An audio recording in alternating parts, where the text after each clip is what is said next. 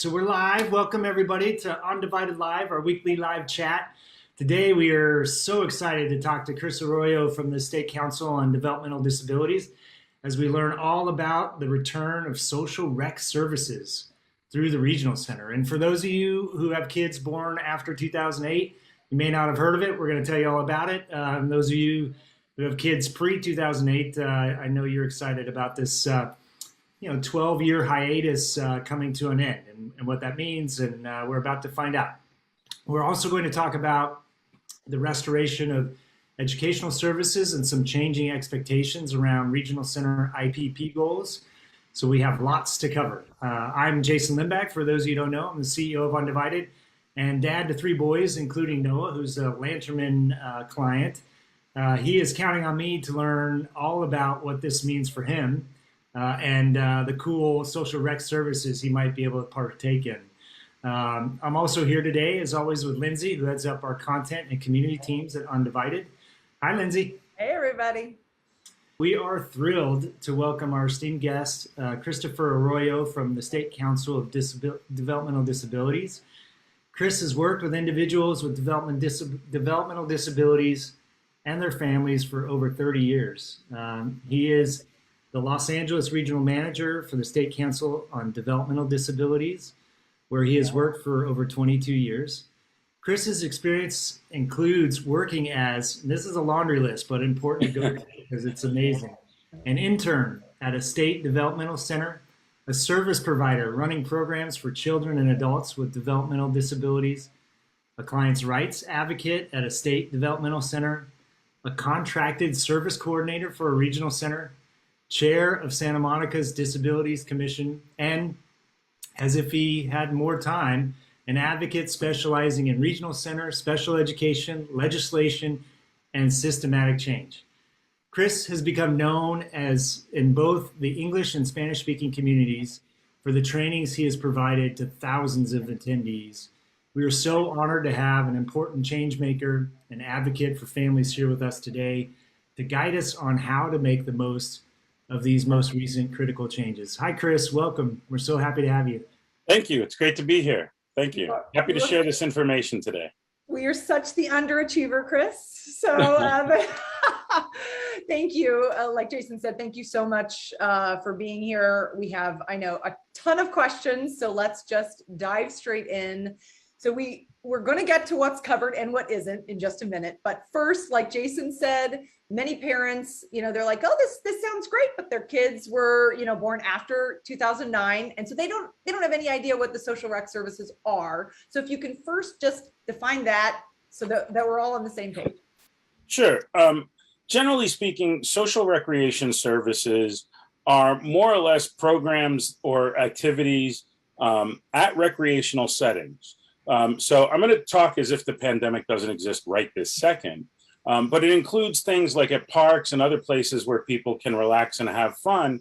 And so when we're talking particularly about school-age kids, it's basically where they can learn social skills.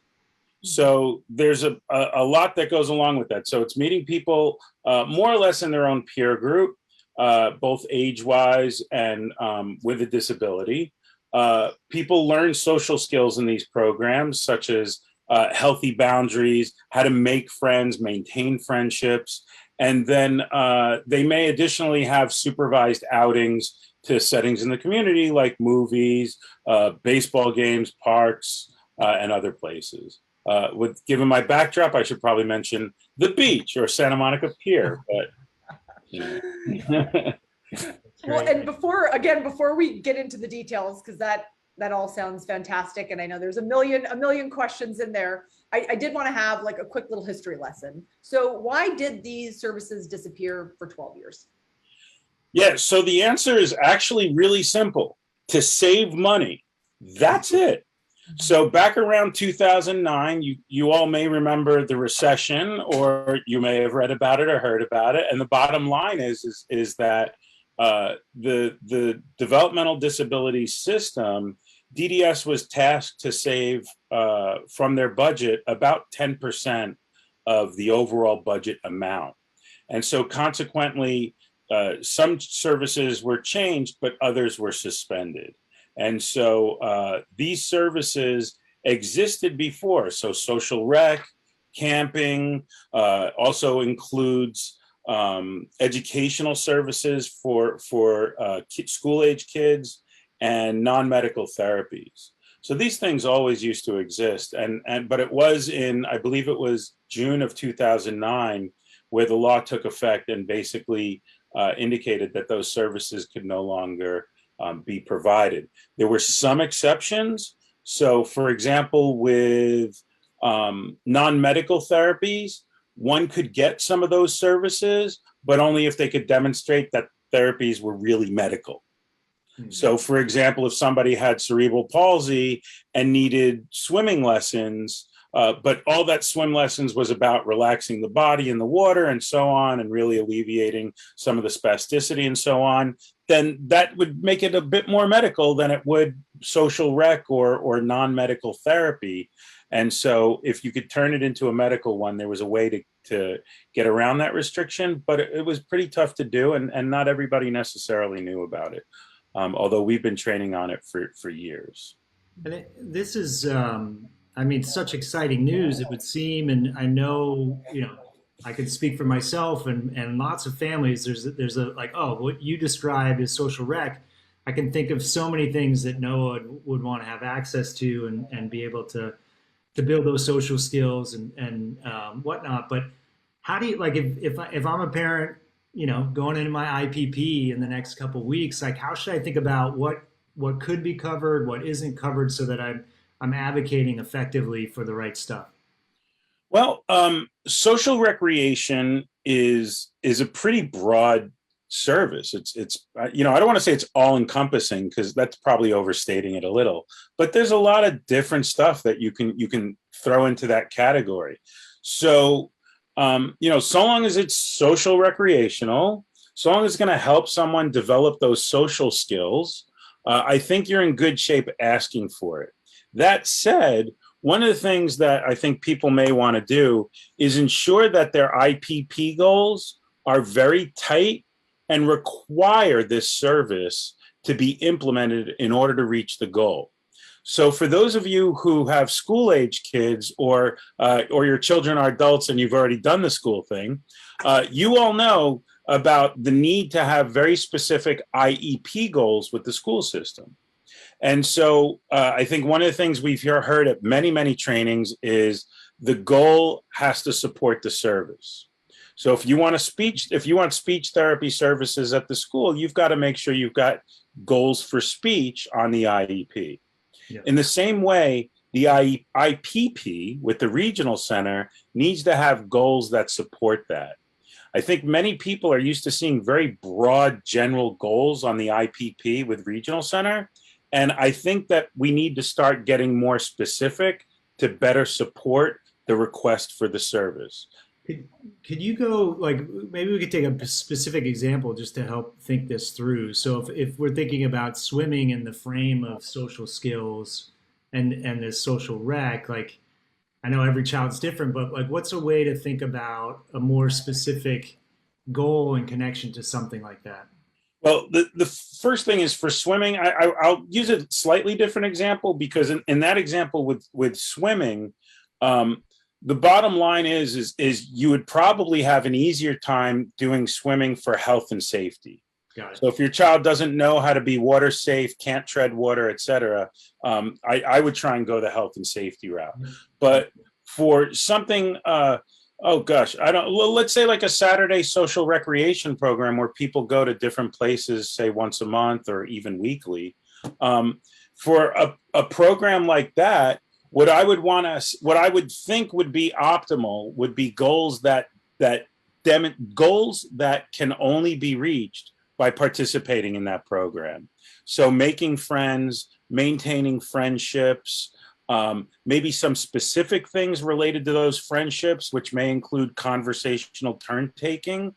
And I know that these are much more clinical sounding goals than what people are used to on the IPPs, but that's in line with the kind of stuff that I would recommend people do. I don't think you're going to get in any trouble going too specific, unless, of course, it's so narrow that only this one little service will do the job.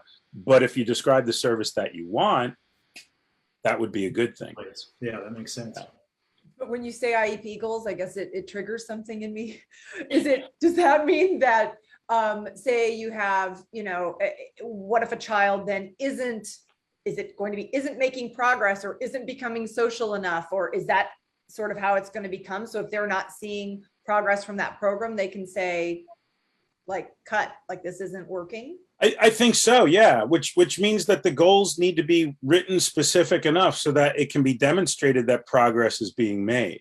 And so, so to that end, I would get kind of creative about what are the smaller things. So, sometimes when we think of big things, like tying shoes, right? Tying shoes is always the great example that we use, because we're like, okay, let's use slip-ons and forget it altogether. But, right, exactly. But the thing is that you can create a goal for, tying shoelaces, and the first goal can just be crossing the 2 shoelaces.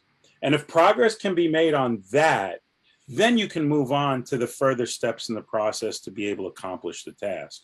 So breaking down what it is, or breaking down what exactly is trying to be accomplished by the social rec activity is important to describe in the goal, and getting down to the level of detail where you can demonstrate progress over the course of a year. Okay. And for the social programs, it's different than what we traditionally think of as like social skills, right? These don't have to be, ABA or behavioral programs. You'd always hear about sort of social skills programs that would kind of go alongside, but these truly can be just social, non-therapeutic. Am I hearing that right? Okay. Yeah, purely social, no need for therapeutic, but there is a need to make progress on the goals. And so that needs to be measured or demonstrated in some way. Right. Okay. One question, I know this is hot off the presses, but like if we're thinking about like trying to figure out who's vendor at my regional center for this, is there a list out there, tips on how to get access to that? Great question. It's as if you actually knew the real answer, and I bet you did. So what it is every regional center has to post a list of all vendors for all of their service categories. Usually you can find it under transparency. So most of the regional centers have some kind of, I wouldn't even say most, I believe all of them have some kind of transparency portal. So look for the transparency portal. If you can't find it, go to the search box and look it up. But that information is there. They're usually listed as either a giant Excel spreadsheet or just maybe a long list that you just scroll through in your browser. And I have a question about the vendor and versus non-vendor in a minute, but some of the other specifics that I know a lot of people asked. So I know it's always up to the individual child, but is there sort of a standard limit or an expectation of hours for like, what can parents expect? Like you can say for respite, it's up to every child, but people kind of know there's this bank of like, you're not going to get much more than this a month, right? Even though maybe that's not something written in stone, but is there an expectation that parents should have? For example, could it pay for like a 5-day-a-week, all summer long camp, or is there a limit? Well, social rec is different than camp. That's right. That's technically a separate service. But although we might think of it like in the same, kind of general sphere or category.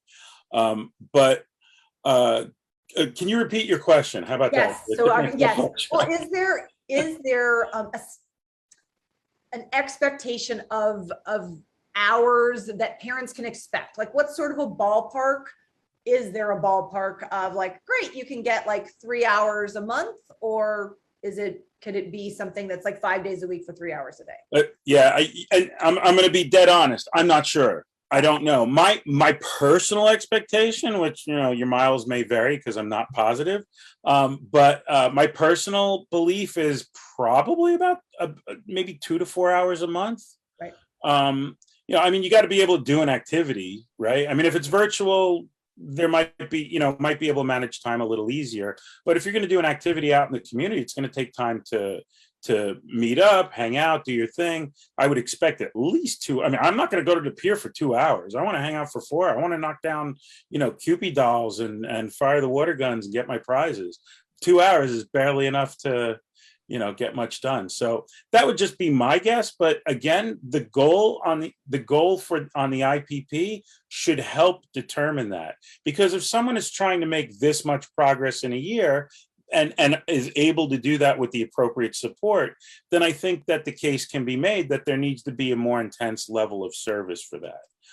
However, if it's if we're talking about things like, hey, social rec just sounds fun, well, then, I don't think we're going to see this kind of thing. I think we're going to see something a little more reasonable, or what we would expect. When I ran a social rec program ages ago, we met once a month on a Saturday, and we did it for, I believe it was about 4.5 hours is what we did.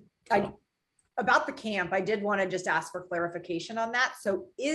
So summer camps, right, or spring break camps, does that not fall under social rec? Is that something different? It's technically a separate service, but it's coming back just like social rec is coming back. Camping was available before 2009, and now it's available once again. There is a big difference though, because one thing, because you mentioned briefly before vendored versus non-vendored, and that's an important distinction to make, because if somebody is in self-determination, and I know I'm bringing up something kind of brand new. I was going to ask about it anyway. So, but under self-determination, people can get camping services through non-vendored camping services. Right.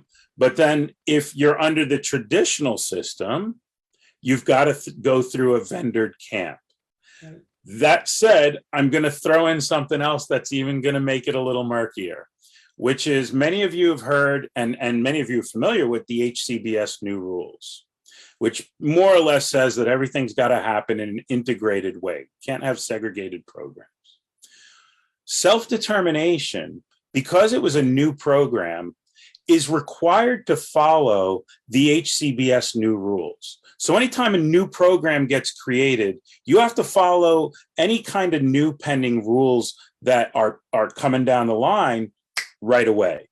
So self-determination is going to have to follow the HCBS new rules. But under traditional services, it hasn't taken effect yet. And so those kinds of camps may be available, but I'm saying this with a huge caveat, which is more or less, the regional centers are doing everything they can to get all traditional services aligned with HCBS, so that when it does take effect, it takes effect seamlessly without any issues. Okay, I have a lot of questions in there. I'm sure Jason does too. I'm like, okay, so where do I start? Well, first, a really basic, since you're mentioning the HCBS, does that mean that if you're well, I guess it's a two-parter. Traditional system, could you still get a camp cover that is designed for and attended by people with disabilities? Theoretically, yes. Mm-hmm. If the regional center has worked with that camping service to try and make it integrated, then it depends how far along they are in that process. And I can't give an update on that process because I don't know where they're all at. I know some programs were higher priorities to prepare for HCBS than others, but I can't speak to the super details because I honestly just don't know. But what you just said about self-determination, so if you're using self-determination, then would you not be able to then go to a camp that was, exclusively maybe at a therapy center out, but if it's for only people with disabilities, then you can't use the self-determination dollars for it. Correct. That's why my hope is that many of the camps out there those who've traditionally served people with disabilities in the past, that they will say, we're now an open camp and we happen to specialize in providing services to people with developmental disabilities. So, and so long as they have, other, typical people around at that camp who are participating, they will be able to follow through on that promise. Got it. I know you know this, this can be overwhelming and confusing for the average parent, such as myself. And just hearing all this, it's, thinking about, how do I start? What's the first step I can take to start taking, taking advantage of this program in the right way, or these new programs that are coming back online for my child. And I think you gave us a nice pathway for that, and thinking about the IPP, thinking about specific goals related to your child that you want to see progress against. So if we think about like the Saturday activity example you gave earlier, how do I best prepare for that IPP meeting to say, okay, I know my son, like I want him to build these skills. Do I need documentation? What should I bring to that conversation to make sure I'm advocating the best way? Well, I would say the first thing I would say is, I'll pull out the Scooby-Doo thing. But the reality is, yeah, there are some very specific things to do, and they mostly involve educating yourself. So I would suggest, first of all, people are here. So I'm going to assume that people are here and they're involved in some kind of group. And parent support groups and other kinds of groups where people rally around these issues are a great place to learn the information. The other thing is go out there and search your resources. So our agency, we have a guide called the IPP Strategy Guide, and it talks about how to align your goals to get your services. The Disability Rights California, on their website and their publications and resources section, I hope many people are aware of the Rights Under the Lanterman Act, which is about a 350-page book about the regional centers. And there's a whole chapter or a whole section just on IPPs. So I would say that those are two really good places that people can get started. And I'll be happy to provide our email address. You can send me an email and ask for a copy of that guide, or I can provide it to you all and you can distribute it, or both. Yeah, that'd be great. That would be great. I wanted to go, well, yeah, because I think a lot of, I was thinking the same thing that you just asked, Jason, is what do I'm an over preparer. So, I'm thinking, great, how many letters do I need? Like, do I need to be really, bringing things from like her behavioral team or from her, like, are really going to need all that supporting sort of, documentation and letters to make sure that we have that backup kind of that you're talking about, right? Well, it's funny you mentioned that, Lindsay, because in the old days, I would have said, you know what, get everything together and be able to demonstrate all the deficits in social skills that your child has. Mm-hmm. And we would approach it from a deficit-based perspective, right? One of the things about our system is that it's been deficit-based for many, many years, partly because it may have arisen out of the medical model. And so consequently, these are things that need to be fixed with people, right? This is why we're moving to person-centered planning, because instead of looking at, I love using this example because it just makes it real to people. If I stink at math and we do a deficit-based analysis and provide me services based on that, I'm going to be in a day program where I work on math 6 hours a day. And if I stink at math, do you think I'm going to be happy working this stuff out?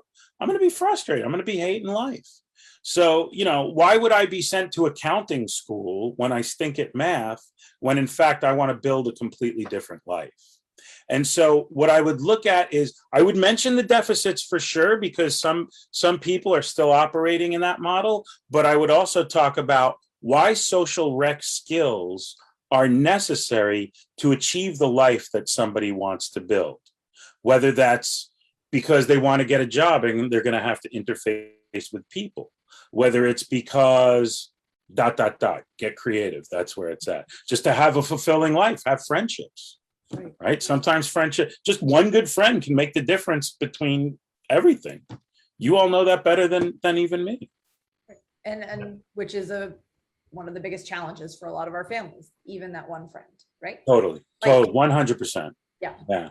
And thank you for stating it exactly like you did. I love that. I really love, obviously the person-centered planning, the entire shift, but even the way that we're presenting these things. And if we're being asked to then have all this documentation, I mean, like you said, we can have that ready, but we can also have this other half ready. And this is what we're working towards. We're really big on vision statements and working forward. So, you know, it's like, here's the immediate, and here's what we see, and here's what we need to do to get there. So it sounds like this sort of, it fits in that bucket as well. Yeah. That's exactly right. Right. And I know we have a lot of questions coming in from the chat window. There was another question about self-determination. Can families add this to their self-determination budget mid-year? Yes.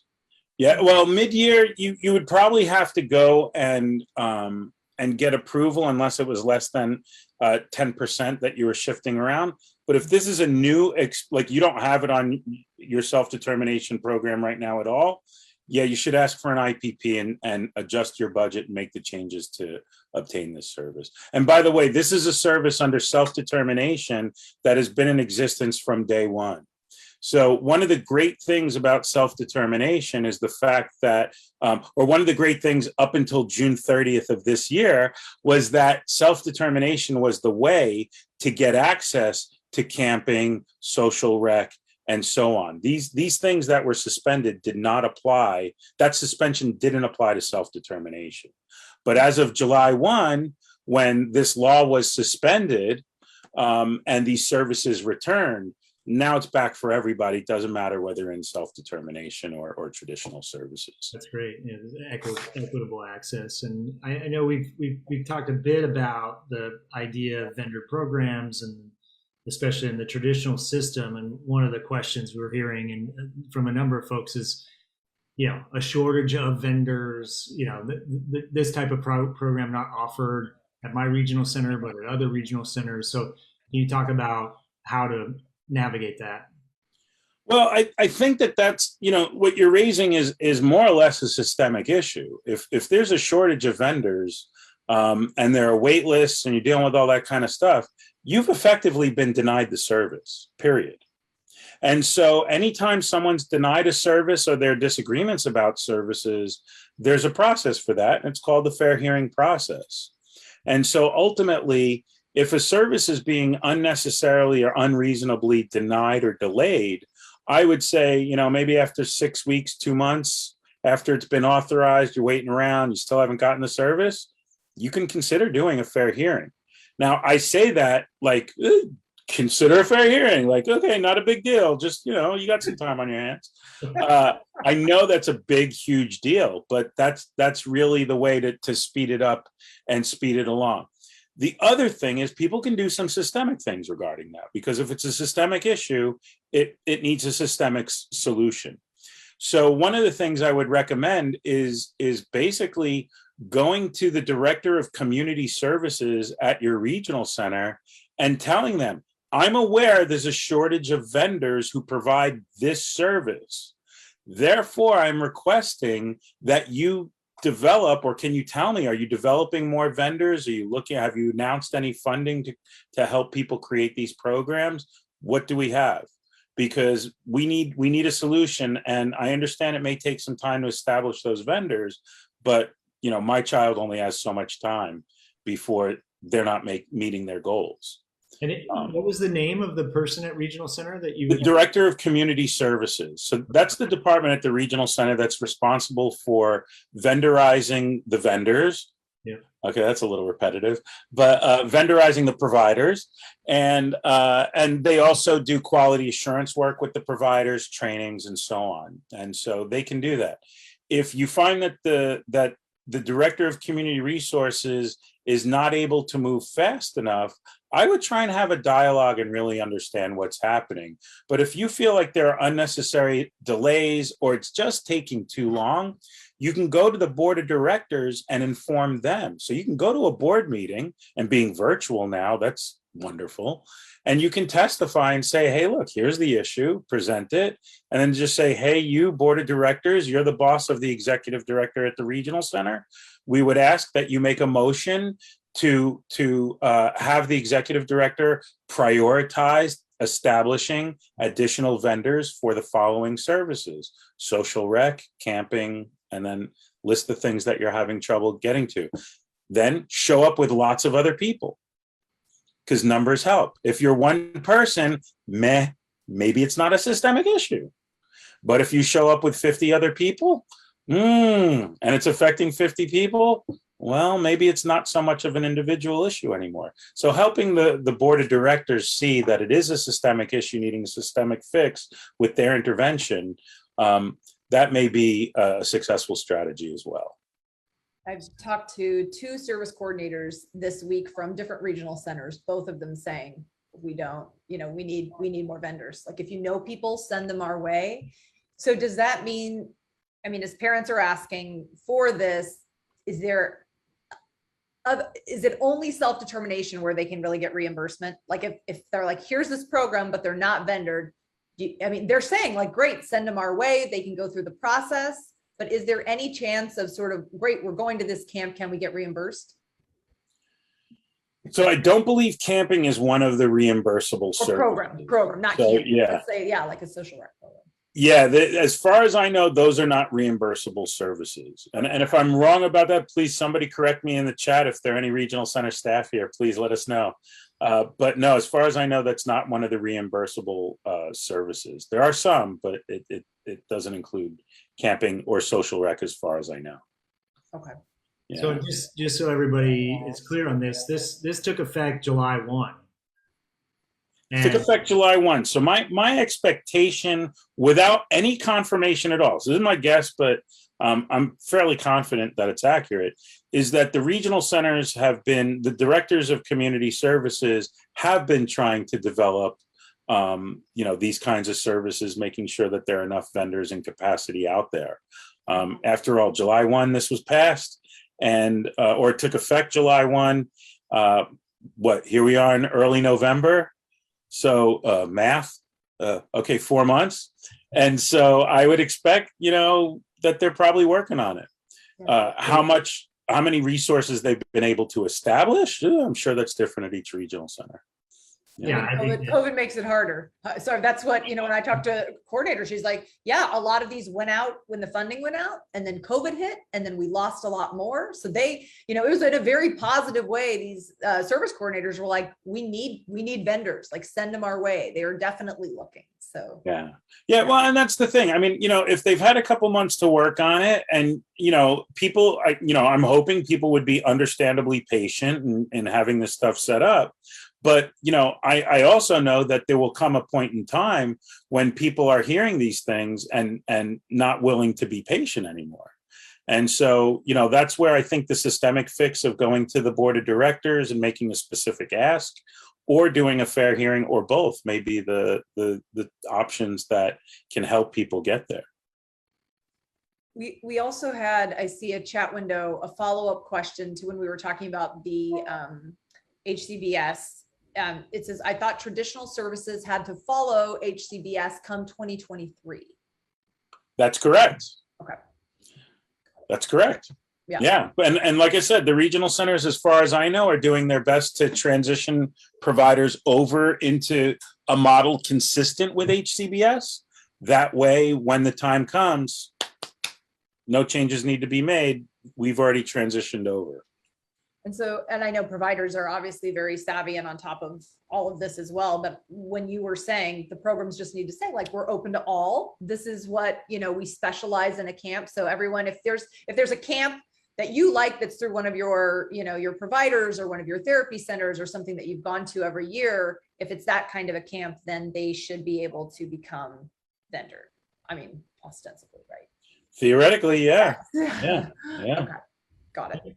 And thinking about like different ways you can bring the social rec to life, like what about the concept of paying for an aide to be with the person in a social environment or a typical environment, to bring those two ideas together? That's possible, but generally speaking, not always done. Because there's a presumption that in order to participate in a social recreation program, that people will be able to do that in typically a small group setting. The ratios may be different, according to different programs, but generally speaking, it's done in a small group or even a medium-sized group environment. I don't know the right word there. Yeah. So,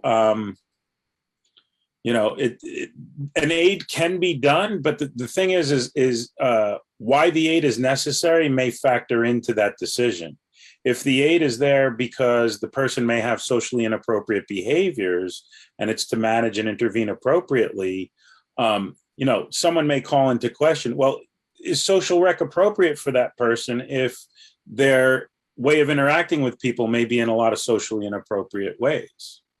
Which I would say it's even more important for them to be in There a you go. social opportunity. Which is then why I think it would be even more important in those circumstances to define those goals and demonstrate that the need is if not critical, a priority. Right. Yeah, I think that's, when you put all the big picture together, right? Like the HCBS and, social rec, it's like, well, if we don't have these supports and services, then it's not going to happen, right? It's just, Yeah. both Well, sides. and there's also, in addition to this, and not to if I'm derailing it too much, get me back on track, but there are additional services. So there's non-medical therapies. Non-medical therapies is huge. That can be art therapy, dance therapy, music therapy. It wasn't listed in the law, equestrian therapy, but equestrian therapy used to be I won't say very, but relatively common, at least to the people who I came across. And so ultimately non-medical therapies are back on the table. That's a big deal. Now, I know people made a big deal in 2009. One of the things we got a lot of calls about, two things actually, equestrian therapy and martial arts. Yeah. So martial arts, if you're going to go for martial arts, if that's something that your child needs, you're going to have to talk about all the reasons why martial arts is necessary from a non-medical therapeutic perspective. And then the other thing, which is my all-time favorite thing, is, with just me personally, is what I call the gravy. I don't know what else to call it. It's the gravy. So it's educational services, which have been gone forever, right? Everybody we've known for like the last 11, 12 years, if it's school related, done. Like, we don't even need to go to regional center about it, right? I have to say my daughter was born in 2009. So it was always like, never mentioned, that they don't even think about it. You can't even ask about it. So when you mentioned this, it was like, what? Like, this feels like another universe. Yeah. And so what the gravy is it's the idea that the school district is responsible for school district services. Fine. Like, that's what we've been used to for the last 12 years. Easy. If somebody gets an evaluation from the school district and it says that they are recommending, okay, I'm going to use an outlandish example, or maybe it's not. But let's say you got an eval that says 2 hours a week of speech therapy. Okay, great. Then you go to the IEP at the school, and the school says, wow, some evaluation, we see that. We think that in our offer of FAPE, it's appropriate to offer a half an hour of group speech per week. And now you as a parent are standing there going, but what about the other 90 minutes, right? And maybe you're not standing there going, what about the 90 minutes? Maybe your face just turned completely red and there would be lots of weird symbols in front of your mouth if it was captioned in real time, right? Favorite emoji. Exactly. And so consequently, you would have been stuck 6 months ago, a year ago. Now, because the gravy is back, what that means is you can take that 2 hour a week recommendation for a service, take the IEP, demonstrate that it's only offered or you only got a half an hour from the school. And so you're asking for that 90 minutes from the regional center. That's the gravy. The main meal comes from the school, and the gravy, the icing, I don't know, the frosting, I don't know what you want to call it, but that comes from regional center. Now, here's the thing though, and this is going to put a damper on things. You got to go to generic services first. So if you're short on speech therapy, an alternative to the regional center and the school would be health insurance. Health insurance provides speech therapy. Right. So if you can get it through your health insurance, through Medi-Cal, wonderful. Then you don't even go to the regional center. If you can't get those services, if you can't get the gravy from a generic source, then what you do is get your denial letters and present them at the regional center and say, hey, look, I tried to get the speech therapy from everybody else. Here's letter number 1, letter number 2, letter number 3, and we couldn't do it. So here I am asking you as the payer of last resort. Does it matter if it's for educational or medical purposes, or doesn't matter for either? It's educational services, which is why the evaluations from the school district would actually come more into play. So yeah, it's technically educational, but that's within the educational form. Many families have reported to us that if it's in the educational form, right away, the regional center says, okay, we're barred from doing, we're not allowed to do educational therapies. Right. Now they're back. Okay. So long as those generics have been exhausted, if they're unavailable. By the way, another way to measure unavailability is if someone never responds. So keep that in mind as well. If Medi-Cal is available, let's say you've been institutionally deemed or you've got Medi-Cal for whatever reason, the bottom line is Medi-Cal may not even respond to your request. So that's where letters of understanding become really important. And so what I would say is you can write a letter to Medi-Cal and basically say, I've made the request for the following services on these dates. You have not responded to me. I am requesting that someone get back to me, please.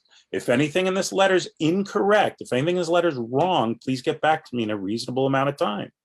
And then if they don't respond, it makes it look like everything in your letter about your dealings with Medi-Cal are factually correct. And you can try and use that with the regional center as a not official denial, but not getting the service, which effectively is a denial.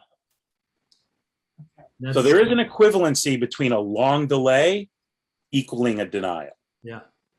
Yeah, it seems like, I mean, this is big news. The gravy is back with the path on educational therapy.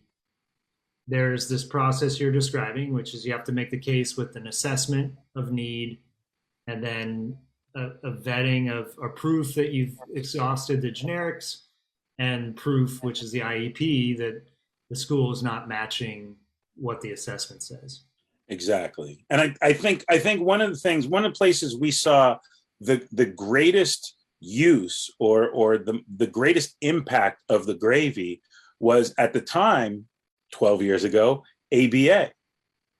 ABA was definitely one of the things because it's a relatively expensive service. And we used to get complaints from families all the time that they had difficulty getting it from the school district, even to the point where some regional centers created collaboratives with their local districts with a prearranged agreement to split the cost of ABA because for those reasons. Yeah. So, going insurance, getting your ABA in addition to what the school can offer, great. But, if it's not available through health insurance for whatever reason, waiting lists, denials, get those letters, write those letters of understanding and provide it to the regional center and ask for that service from the regional center. There was another question that came up that, like, can tutors be requested for educational services? Or ed therapy. Yeah, like one or the other. Ed therapy sounds a lot like an educational service. Yeah. Yeah. So yeah. maybe, so that's a maybe, right? Like, because I school won't pay. Well, you can ask though, right? Is that what you would do? Like for educational therapy for your child, you go see if you could get that in the IEP. And if they say no, then you would take that back to regional center and say, that they won't include this in the IEP. So couldn't have said it better. Yeah, that's it. That's huge. Yeah. And it's an easy formula. Substitute whatever service you want in the example you just gave, Lindsay. Right. It's an easy formula. Right. How far, and I know there's no hard black and white on this, but how far do you have to go on the school side? Do you have to go through due process, or you advocated for this thing, the tutor service or whatever else, they've said, all we're going to give you is X, which may be fewer speech hours or no tutor for you. And that's all you need is to take the IEP back to the regional center and say, this is what they're providing in the school. Exactly. Okay. Yeah, exactly. Got it. All right. So there's another, you're just full of all these lovely insights. There's another one. We understand you're seeing some possible shifts in how judges are talking about IPP goals. I think it kind of connects potentially to what you were saying earlier, right? In the fair. Yeah. We've noticed that with decisions coming out, both pertaining to self-determination and traditional services, that it seems like OAH judges are relying more on the IPP goals, helping determine or helping them figure out in their decision making. And so ultimately, if that's going to happen, then I think that we need to look at goals very carefully and strengthen them. I can't see any harm in strengthening a goal. I don't know what the downside is. Right. I mean, unless you get so specific and it's about a different service than what you're requesting. I mean, maybe there's a weird pitfall there, but I don't see the danger in that. So even if I'm completely coming out of right field with this, and even if I'm like, so what? So I spend 5 minutes more. All right, it's not going to be 5 minutes, but I'm going to spend a little more time thinking about my IPP goals and making those requests at the meetings. Yeah. There was also another clarification, and I know we've talked about this, but it's like this fine line. Somebody said, would a doctor's letter recommending art, music, dance, equestrian therapy be sufficient to present to the regional center during an IPP? Like, is that enough to say, or do they really need to get into the specifics? Not just like this could benefit. Do they need to get into the why of each? Well, I would say, first of all, doctors' letters, prescriptions, any of that kind of stuff can generally it's going to help. That said, for non-medical therapies, I'm not sure if a medical doctor's opinion will matter. But I could think of some examples where it might hurt, but I think that's going to be very unusual, unique circumstances. For the most part, I'd say if you can get it, get it. Really, I think the best places are going to be the evaluations and assessments that families do all the time with their children. And so you may even want to write your own report. Write what you observe, collect data, get endorsements or observations from people in those community settings or whatever, who can, maybe a provider who can speak to that issue as well. But anywhere you can get backup and substantiate, where did that come from? Anytime you can get backup to put further belief in your position, it can't hurt. Right. This is an interesting question. Parents are so savvy. They're always thinking of all the ways that people can say no. I don't know why, we're all experts in that. But it says, what if the school districts start using this law to say they can't provide these educational services due to budget constraints? So maybe that, do you foresee, I'm looking at this, do you foresee that, because what it says is if school districts start using this law to say they can't provide these educational services due to budget constraints, do you think that school districts are going to see this and try to punt it off to regional center? Is that something that you, that's how I'm interpreting this. So whoever wrote this in, let us know if I'm. Well, before 2009, we may have seen a little bit of that. Hard to prove. You've got to get intent and all that stuff. I can't prove intent, but a lot of people did make it. Well, look, a common statement made in IEPs, even to this day, even for the last 12 years, has been, why don't you go to regional center and ask them for that? That was a very common refrain that was reported to us before 2009, and it continued even after 2009. Even to this day, we still get told that schools are telling people go back to the regional center for certain things. So based on that, I could say, yeah, yeah, they may. But if they do, again, one of the things that the regional centers can do, and this is a bit off topic, but is they can pay for advocacy services. So the regional center can actually pay for a special ed attorney to represent a student And so, if it's a district that regional center may be hearing this a lot from, and they keep getting these cases referred back to them, they might decide to hire a few special ed attorneys for a few folks to send a message. All right, I don't know about that, but they may assist people in getting the advocacy assistance they need from the school. And maybe the school then would, as a result of being challenged with a special ed attorney representing the student, provide the service. And who knows, maybe that would send a message to the district. Maybe that isn't the intent, but maybe there'd be a message there. I don't know. Definitely. I like the way you think, Chris. There's one more question. I know we have a couple more, but this is with the aides. What about a support person who follows the kid outside school hours to after school programs? Has anything changed with that? Because I know the regional center has sometimes, provided an inclusion aid. So has anything changed with that? Nothing's changed. Yeah. Okay. Great. Perfect. Yeah, and you mentioned earlier, somebody asked, are equestrian services considered social rec? And it's not necessarily that, it's that's as of July 1, those types of services are now back on the table. Yeah, social rec has actually been, I think it's actually, well, I don't even want to say it. Social rec is on the table. Let's just leave it at that. Yeah. On the table, done. And equestrian therapy is non-medical therapy. Yeah. Yeah. It's in that framework. Got it. And we're starting to wrap up. So if you have any other last minute questions, please get them in the chat window. And I guess, Chris, I'd love to know, is there anything we can do to avoid losing these services again? These last 12 years, what can we do so this is a standard part, continues to be, part of regional center services? Yeah, it's a great question. I would say get involved. What we did back in 2008, when the cuts were being proposed, was we had come up with a scheme of how DDS could save 10% of the budget and really nibble around the edges, not have a huge impact on any one group, and just kind of nibble around the edges of the budget to get it down to where it needed to be. DDS chose a different strategy because what we offered was a suggestion to make numerous changes across many different programs.